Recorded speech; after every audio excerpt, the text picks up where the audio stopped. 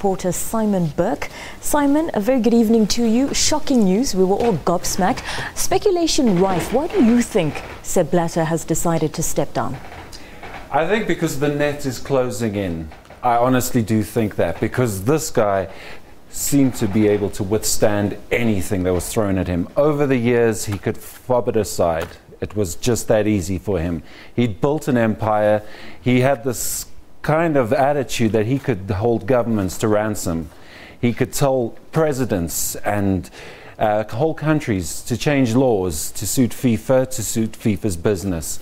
And he walked around like he knew exactly that he had that kind of power. I think now he realizes that the writing's on the wall.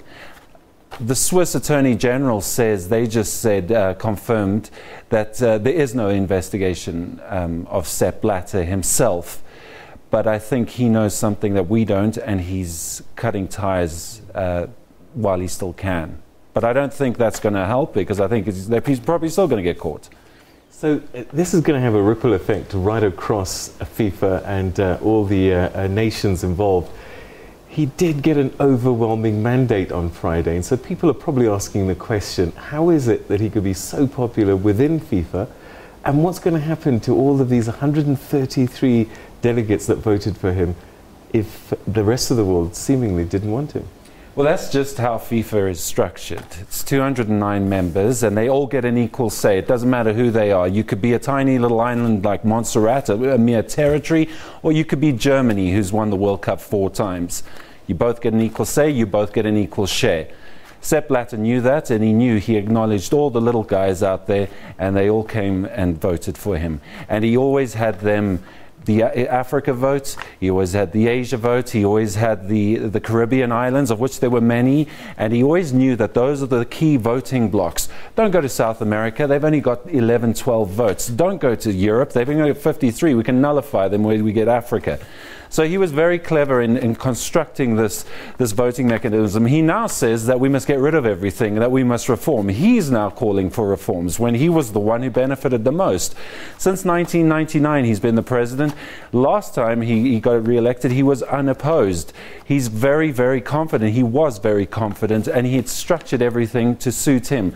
But he has admitted that while he had the mandate from the Congress, which was 133 to 73 votes, he didn't have the mandate from the football supporters in the world. And maybe his conscience played a role, but I don't think his conscience did really play a role. Don't laugh. Now that Sepp Blatter says he's going to go, are we going to see other people follow? I probably think he will, because, as I say, he's surrounded himself with a bunch of people, and there's a lot. There's a few from Africa. Issa Hayatou is one of his biggest converts. He really sings the praises of Sepp Blatter. He's also a kind of president that's never left, or got elected and has just stayed there. And under his rule, there's also been some shocking FIFA-esque type behavior, especially regarding tragedies that happen at Africa Cup of Nations and the callous nature with which he deals with it. It's very much in the guise of his mentor, which would have been Sepp Blatter. So yes, I think there will be heads rolling. Jerome Falk is another one, the FIFA Secretary General. He's been the lieutenant. He's been the guy who could go into countries and tell them exactly how FIFA wanted things to be done. We experienced that in 2010.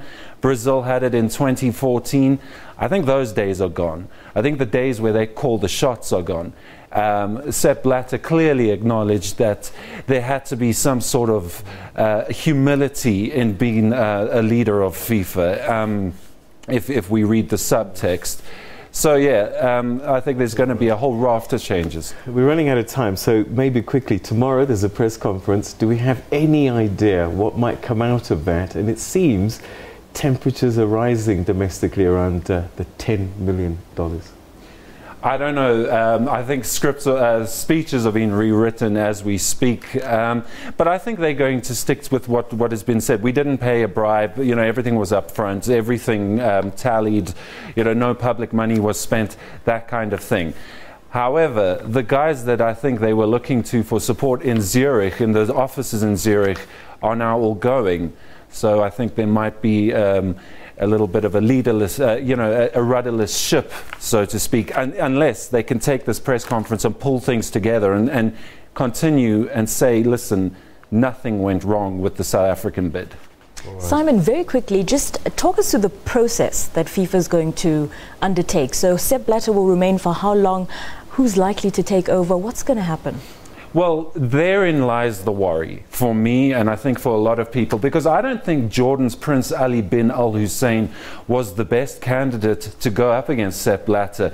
He's just the only candidate there was. But there's also the Dutchman Michael van Praag. There's also Luis Figo. These guys threw their hat in, but then they opted out afterwards.